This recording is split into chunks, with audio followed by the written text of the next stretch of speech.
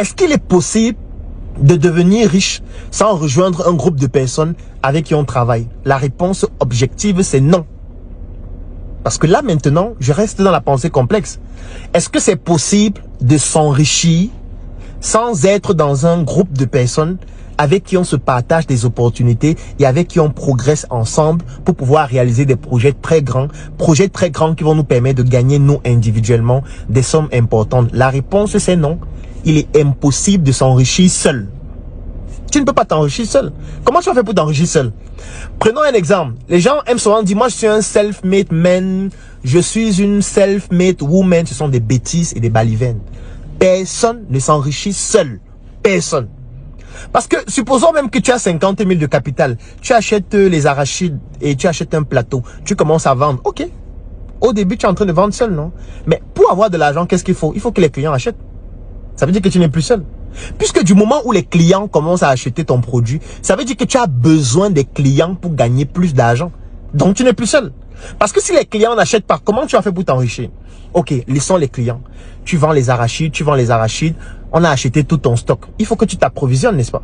Pour t'approvisionner, il faut que tu ailles chez un fournisseur. Puisque tu n'as pas un champ d'arachides. Tu vas chez ton fournisseur, tu dis que je veux 5 sacs d'arachides. S'il n'y a pas de fournisseur, ton business s'arrête. Donc tu as besoin du fournisseur. Donc tu as besoin du client, tu as besoin du fournisseur. Sauf que parfois, il va arriver des situations où quelqu'un te contacte, il dit qu'il veut 50 sacs d'arachides. Mais tu n'as pas assez d'argent pour acheter tous les 50 sacs d'arachides là. Du coup, tu vas voir ton fournisseur, tu dis que mon frère, s'il te plaît, fais-moi une faveur. Est-ce que tu peux me donner 50 sacs d'arachides? Je te donne d'abord l'argent de 15 sacs. Je m'en vais livrer chez le client. Dès qu'il me paye, je viens te payer. Parfois, tu vas te retrouver dans ce type de situation avec ton fournisseur. Tu vas vouloir qu'il te donne à crédit. Tu vas vouloir qu'il te fasse des faveurs. Tu vas vouloir qu'il te permette d'avoir des flexibilités de paiement, que tu payes par exemple en tranches pour que ton business se développe. Et tu penses que pour que ton fournisseur te permette de faire ça, il faut bien qu'il y ait une relation entre vous. Tu dois créer une relation avec ton fournisseur pour qu'il te permette de faire ça. Tu dois créer une relation avec tes clients. C'est pour ça que tu dois avoir une base de données clients. À un moment donné, tu auras besoin toujours de plus d'argent, qu'il faudra que tu aies des investisseurs. Donc, tu vas devoir présenter ton projet à des gens et leur dire, est-ce que vous ne pouvez pas me rejoindre dans ce projet pour qu'on le fasse ensemble? Vous mettez aussi de l'argent, on fait ça plus grand, on commande des tonnes d'arachides et on se partage l'argent et on devient plus riche, nous tous. Donc, tu auras besoin des investisseurs aussi. Tu auras besoin des partenaires dans ton projet. Puisque si toi tu vas à Yaoundé, il faut quelqu'un qui va à Douala, il faut quelqu'un qui va à Bafoussam. Donc il faut que tu aies une équipe, il faut que tu aies des collaborateurs, il faut que tu aies des employés, il faut que tu aies un comptable, des assistants de direction, il faut que tu aies des personnes qui te facilitent les procédures au niveau de l'État. Il faut que tu aies du lobbying, il faut que tu puisses avoir quelqu'un qui t'ouvre facilement les portes chez le maire. Il faut que tu trouves quelqu'un qui va te faciliter l'accès à la terre. Parce que vous avez compris qu'il faut cultiver les arachides vous-même. Vous avez besoin de 500 hectares. Il faut quelqu'un qui vous facilite l'accès à cette terre, aux procédures et tout ce qui va avec. En fait, voilà le réseau qui est déjà en train de se former. Si tu n'as pas ce réseau, tu ne peux pas devenir riche. Et ce réseau-là, parfois, c'est ça qu'on appelle une secte. C'est ça qu'on appelle un cercle ésotérique. C'est parfois ce réseau qu'on appelle un lobby. Parce que les gens confondent tout. Ça, c'est la logique normale de l'enrichissement. Tu auras forcément besoin d'un réseau de personnes pareilles. Parfois, tu as une difficulté, il faut que tu appelles ton banquier. Il faut qu'il y ait des banquiers que tu connaisses qui peuvent te faire certaines faveurs. Il faut que tu aies des personnes qui travaillent dans l'assurance qui puissent te faire certaines faveurs pour assurer tes véhicules, tes camions, ton business, ton champ, ta plantation et tout ce qui va avec. Ça, c'est ton réseau qui se crée.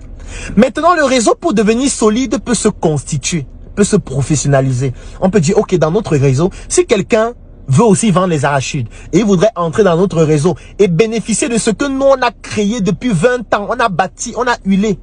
Il faut bien qu'il y ait des conditions qui lui permettent d'entrer. C'est donc comme ça que les sectes se développent. Parce qu'il y a des réseaux où l'accès est juste financier. On va te dire, ok, pour entrer dans notre réseau, tu payes peut-être des droits d'entrée de 5 millions. Et quand tu payes ces droits d'entrée, maintenant tu entres dans notre réseau, tu as l'accès à la base de données de nos clients, tu as l'accès à la base de données de nos fournisseurs, de nos investisseurs. Tu payes pour avoir accès à ça. Sauf qu'il y a certaines personnes qui ont donc travesti cette forme de réseau-là et qui ont fait en sorte que pour que tu y accèdes, il faut qu'on te sodomise. Pour que tu y accèdes, il faut qu'on couche ensemble. Tu y accèdes, il faut qu'on fasse tel type de pratique. C'est ça qui a perverti en fait le processus. Mais en lui-même, le processus, il est normal. Personne ne peut s'enrichir seul.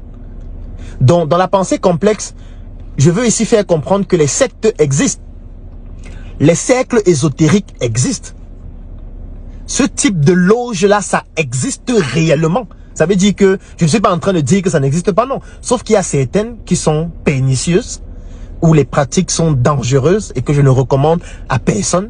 Parce que moi, parfois, je vois des personnes, on dit, ok, tel s'est fait sodomiser. Tu le regardes, il est idiot. Tu le regardes, tu discutes avec lui, vous ne pouvez pas avoir une conversation parce qu'il est con. Tu regardes ses biens, ressources financières, il n'a rien. Ou ce qu'il a est méprisable. Ressources intellectuelles, ressources, les biens même immobiliers et tout, il n'a rien. Attends, tu te fais sodomiser pour rien? Moi, je comprends pas en fait. Ça veut dire que si tu dois intégrer ce type de cercle-là, il faut payer le prix qui correspond à cela. Ne paye pas un prix aussi élevé pour des choses aussi connes.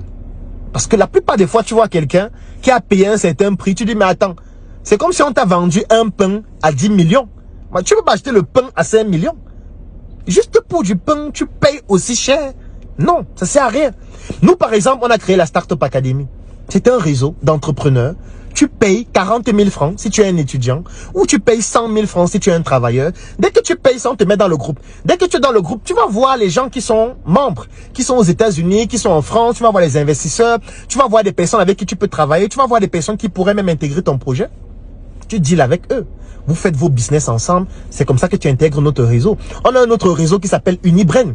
Tu payes 130 000 francs pour une année. Quand tu intègres, c'est un réseau, tu vas voir des investisseurs, des gens qui peuvent investir dans ton projet, des gens qui peuvent t'aider à développer ton projet. On fait des formations régulièrement. On fait des rencontres où chacun essaye de présenter ses opportunités à l'autre. Je prends un exemple. Nous, on a fait un chantier du NSC. On a confié le chantier à un de nos membres qui s'appelle Jacquino Maï, qui a une entreprise qui s'appelle Ferromac. C'est le même qui a gagné le chantier pour SM, à Plis. Si on veut un électricien, on va regarder dans notre base de données. Si on veut un maçon, on va regarder dans notre base de données. C'est comme ça que notre réseau fonctionne. Pour y accéder, tu payes 120 000, c'est tout. Si à l'intérieur, quelque chose qui ne te plaît pas, tu peux sortir à tout moment. Il n'y a pas de conditions particulières qui te forcent à rester. Maintenant, si tu vas dans un réseau où on te dit non, il faut qu'on se revoie au cimetière, il faut que tu viennes à 23 h, non. On n'a même pas besoin de se connaître physiquement. On n'a même pas besoin de se rencontrer. Moi, il y a des gens de mon réseau que je ne connais même pas où ils habitent. On ne s'est même jamais vu physiquement. On fait le business, mon frère. Dès que le business s'arrête, chacun continue sa vie. Mais ça, ce sont des réseaux d'affaires. Sauf que ces réseaux d'affaires, parfois, ont été utilisés, travestis, pervertis, pour pouvoir tendre des pièges à des jeunes qu'on va sodomiser inutilement. Parce que c'est pas parce qu'on te sodomise que tu vas devenir intelligent. Tu seras toujours aussi con qu'au début. C'est pas parce qu'on te sodomise que tu vas devenir riche. Tu seras toujours aussi pauvre qu'au début. Parce que tant que tu ne travailles pas, tant que tu n'as pas une réelle valeur, tant que tu n'as pas une certaine intelligence qui te permet de réaliser des choses, bah, c'est pas parce qu'on te sodomise que tu vas devenir riche, non. On va te sodomiser chaque jour pour le plaisir, on va te filmer, les gens vont être entre eux pour se moquer de toi et avoir des éléments qui te permettent de la boucler. Pourquoi tu payes un prix aussi cher? Sauf si tu es passionné par la sodomie. Bon, là, c'est un autre cas de figure. On pourra en parler dans une autre vidéo. Donc, les cercles, ça existe. Dans le thème de pensée complexe, il est important de comprendre que ces cercles-là sont indispensables. Parce que même pour trouver le travail, comment tu fais? Il faut bien que tu connaisses quelqu'un qui te permet d'accéder à des opportunités de travail. Il y a des entreprises ici qui font un appel d'offres, et puis on ne communique pas dessus sur Internet. Il y a des entreprises qui recherchent par exemple une assistante de direction, mais vous n'allez jamais voir la fiche sur Internet.